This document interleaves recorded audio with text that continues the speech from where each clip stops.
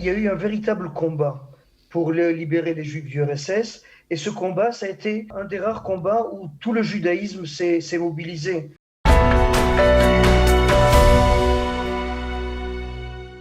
Raconter la grande histoire par le prisme des parcours individuels, c'est exactement ce que propose Eliaou Atlan, qui est historien, voilà, et ce sera une série d'ateliers qui aura lieu une fois toutes les 2 semaines dans le cadre du centre communautaire virtuel. Et pour en parler, nous avons en plateau Eliana Gurfinkel. Bonjour Eliana. Bonjour Cathy. Alors ravie de te retrouver. Tu vas animer, je crois, ce premier atelier qui aura lieu jeudi 17 décembre à 11h30. Alors, quel va être le thème choisi ? Alors, on va commencer donc ces rencontres où en fait les gens vont s'exprimer, vont raconter ce qu'ils ont fait et peut-être ils vont réaliser qu'ils ont fait partie de la grande histoire. Hein, c'est tout, c'est un petit peu ça l'idée, le but. On va parler de la bataille pour libérer les Juifs du RSS. Moi-même, je suis née juste au moment où l'URSS était en train de mourir, donc je n'ai pas vraiment connu cette période, mais beaucoup de personnes qui ont juste quelques années qui sont un petit peu plus âgés que moi se souviennent de toutes ces actions qui étaient faites un peu partout sur le globe. Voilà, je crois que aussi la France a été très active, en tout cas les militants juifs de France ont été très actifs pour aider à la libération de ces juifs. Alors Eliaou Atlan, bonjour. Bonjour, Boker Tov. Alors toi aussi, tu es très proche de cette cause. De quoi va parler précisément cet atelier ? De comment vous allez aborder les choses ? Écoutez, comme vous l'avez très bien exposé, il y a eu un véritable combat pour libérer les Juifs du RSS. Et ce combat, ça a été un des rares combats où tout le judaïsme s'est mobilisé. Et pas seulement en France, mais aussi en France. Et c'était peut-être un des rares terrains d'entente où on avait toute la communauté qui était comme un seul homme, aussi bien les mouvements communautaires que les mouvements sionistes, que d'autres juifs qui étaient même déconnectés de la communauté, des intellectuels juifs qui se sont sentis concernés. Et je pense que c'est une très très belle époque pour la communauté juive. Cette unité-là, cette volonté d'agir pour des frères persécutés, je pense que ça a changé beaucoup de choses et ça a beaucoup contribué à la solidarité communautaire.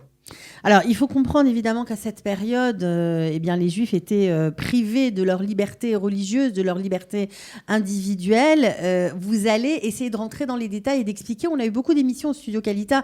On a eu des parcours comme ça où les gens se sont déplacés en URSS. C'est de ça dont il va s'agir, des témoignages de ces gens qui ont aidé les Juifs du RSS à vivre un judaïsme un petit peu plus, on va dire, un peu plus concret. Absolument. Et on voudrait rappeler aussi que ce combat-là, il était j'ai pas le mot en français, mégouvan, il était varié. C'est-à-dire qu'il avait plusieurs formes. D'abord, il y avait, vous vous rappelez peut-être, la grande manifestation annuelle où toute la communauté venait pour dire présent. Et je crois que c'était de la République à la Bastille, dans les grandes artères parisiennes comme ça. Et il y avait aussi, de manière plus ponctuelle peut-être, des collages d'affiches. Chaque fois qu'on entendait une nouvelle d'un prisonnier de Sion qui entamait une grève de la faim ou quoi, alors automatiquement, il y avait une réaction en France, puisque c'est la communauté qui nous intéresse précisément dans cette émission. Mais alors, on collait des affiches. Tout à l'heure, peut-être on aura l'occasion de rappeler des petites idées pour empêcher le décollage des affiches. Et je voudrais, pour l'instant, laisser le suspense. Il y avait aussi des meetings qui étaient organisés. Et je pense que tout ça, ça contenait une charge émotionnelle absolument extraordinaire. Et en tout cas, moi, ça me fait toujours plaisir d'essayer de me repencher de nouveau sur ces événements-là. Alors, ce qui est important, Eliaou, je crois que ce sont des ateliers, ce ne sont pas des conférences. C'est-à-dire que les gens sont vraiment invités à s'exprimer. C'est le but, exactement. Donc, si je peux me permettre, en fait, ce qui va se passer, c'est qu'on va avoir, oui, deux, trois, on va dire, fers de lance, des personnes qui étaient extrêmement impliquées pour cette bataille, cette lutte. Donc, bien entendu, Michel Greenberg, Shlomo Balsam, des personnes vraiment qui ont donné une grande partie de leur vie à ce combat. Mais ce qui est très important... Gérard Sophia, mais ce qui est très important de rappeler, c'est que le but n'est pas d'entendre une conférence et qu'on nous raconte comment les choses ont été faites, mais c'est qu'au contraire, les gens participent et racontent ce que eux, à l'époque, avaient fait. Peut-être quelqu'un qui avait reçu Avital Charensky chez eux, Avital Charensky aurait dormi 3-4 nuits à Paris lors d'un voyage entre Paris et Washington. Elle se serait arrêtée chez eux. Les conversations le Donc soir... En fait, vous faites aussi un appel aux gens qui nous écoutent à participer. Bien entendu. Et c'est le but de cette... Il y a un petit moment de leur vie caché qu'ils n'ont pas encore dévoilé. Si ils ont fait un voyage en URSS et qu'ils n'en ont pas parlé à leur retour ou pas tellement expliqué, c'est l'occasion. Et c'est tout à fait l'occasion. Et puis, il y a toujours des histoires assez émouvantes. Je sais, par exemple, Shlomo, il nous a déjà raconté plein de fois quand il était en URSS avec des histoires un peu folles, des tefilines qu'on faisait passer sous le manteau. Enfin, je veux dire, comme si c'était une bombe ou de la drogue, je sais pas. Mais les gens ont fait des choses et les gens ne se rendent pas compte aussi que ce qu'ils ont fait à l'époque, eh bien, ça a pu, je sais pas moi, éveiller des esprits, éveiller des étincelles d'âmes juives qui avaient été éteintes malheureusement par le régime soviétique. Donc c'est cette idée, c'est de faire parler les gens. C'est un peu comme des groupes de mémoire, hein, où, vous savez, on parle. Donc moi, mon but, ce sera d'essayer de faire parler les gens pour une fois, et pas moi de parler. Et voilà. Mais l'idée, ça sera vraiment de permettre aux gens de s'exprimer, de raconter et surtout de se rendre compte qu'ils ont fait partie de la grande histoire. Voilà, alors c'est vraiment une belle initiative. Alors concrètement, ça va se dérouler jeudi 17 décembre donc à demain. 11h30. Voilà. On fait comment pour se connecter ? On fait comment ? On envoie un mail. Évidemment, c'est virtuel. Hein, exactement. Sûr. On envoie un mail au centre virtuel @kalita.org.il. On recevra à ce moment-là un lien pour se connecter, un lien Zoom. Et puis ensuite, on se connecte à 11h30. Ça durera 1 heure. Et puis, on partagera beaucoup de choses ensemble. D'accord. Eliaou, est-ce que tu veux rajouter quelque chose ?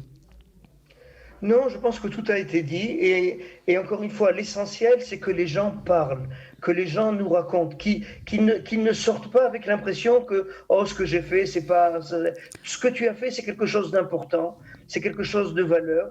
Et si toi, tu ne sais pas le valoriser, alors Eliana, Gérard et moi, on sera capable de t'expliquer à quel point ta petite action, elle a collaboré à la liberté de ces juifs du RSS. Et la contribution de chacun nous a permis cette grande victoire, pas seulement pour les juifs, soit dit en passant. Aujourd'hui, tous les spécialistes sont d'accord pour dire que si le mur de fer, le rideau de fer s'est écroulé, alors les pionniers et ceux qui ont créé la première brèche dans ce mur de fer, c'est le combat des juifs du RSS, ce combat où vous, juifs français, vous avez participé, et c'est tout à votre honneur. Bon, alors je pense qu'on va en apprendre beaucoup, des histoires probablement extrêmement émouvantes. Donc on vous donne rendez-vous jeudi 17 décembre à 11h30. Ça durera 1 heure. Vous pourrez vous exprimer. La parole sera donnée à tous. Et puis ensuite, il y aura d'autres thèmes, j'imagine, toutes les 2 semaines. On parlera d'autres sujets. On traitera d'autres sujets. Voilà, extra. Bon, en tout cas, merci d'avoir été avec nous ce matin. Merci de l'invitation. Voilà, et on se retrouve probablement prochainement.